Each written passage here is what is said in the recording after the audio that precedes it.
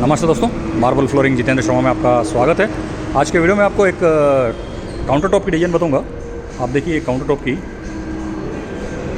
Italian marble में पूरा ही बनाया हुआ है।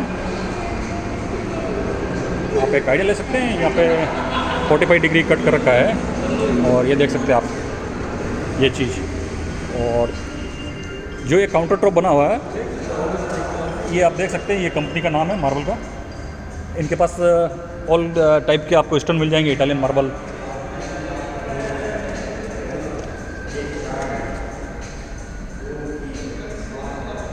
और ये साइड में टेपर है और ये सभी वुड पे ही पेस्ट किया हुआ है।